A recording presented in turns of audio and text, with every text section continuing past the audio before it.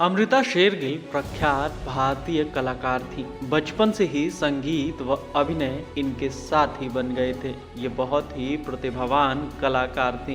भारतीय पुरातत्विक सर्वेक्षण ने इन्हें भारत की 9 सर्वश्रेष्ठ कलाकारों में शामिल किया है। महज 8 वर्ष की उम्र में ये वायलिन और पियानो बजाने के साथ ही कैनवस पर भी हाथ आजमाने लगी थी।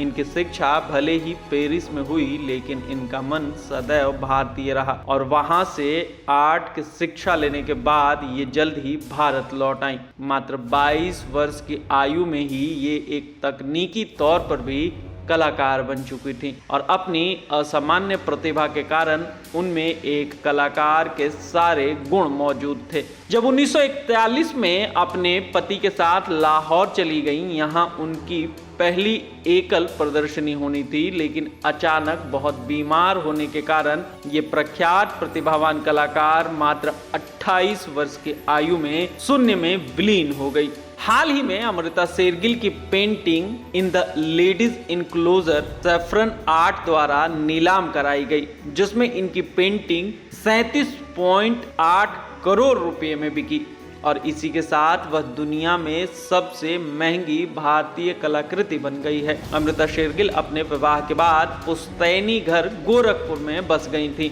यह पेंटिंग यहीं उनके गोरखपुर में बनाई गई थी।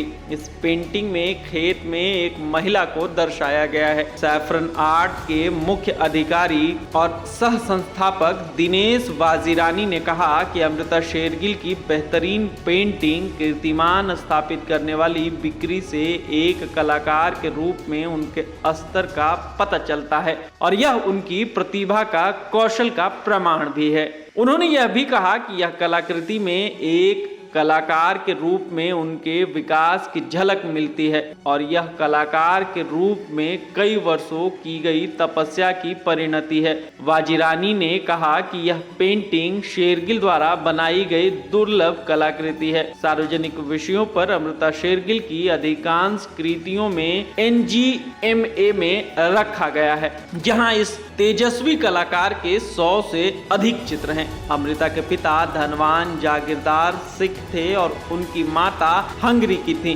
अमृता का जीवन यूरोप और भारत दोनों देशों में बीता। अमृता सुखमय और सभ्य प्रेरणादायक महिला होने के साथ साथ असाधारण प्रतिभा की चित्रकार भी थी। अलग अलग सभ्यता और संस्कृतियों को माता पिता पेरिस में उनको कला विद्यालय में संबद्धता और उनकी अलग अलग लैंगिक विशिष्टता, जिसने उन्हें देश और विदेश दोनों जगह पहचान दी।